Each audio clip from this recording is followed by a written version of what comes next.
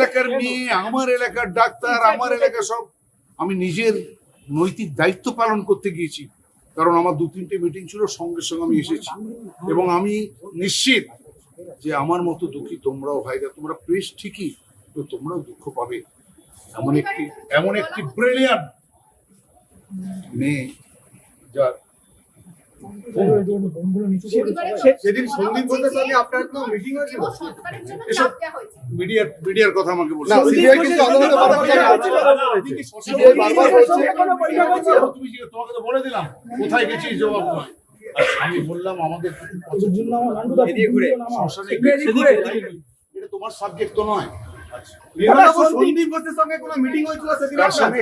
সন্দীপ ঘোষের সঙ্গে?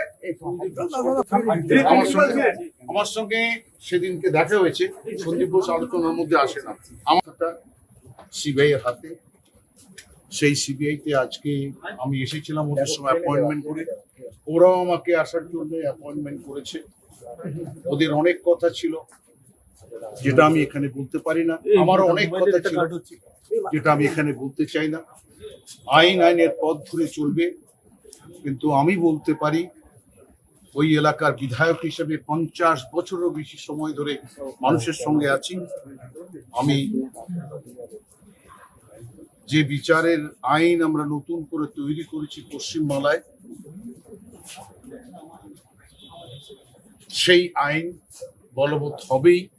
এবং যারা এখানে আমার ওই ডাক্তারকে অত্যাচার করেছে, খুন করেছে, সম্মান নষ্ট করেছে, ব্রুটাল মার্ডার করেছে, তারা শাস্তি পাবে।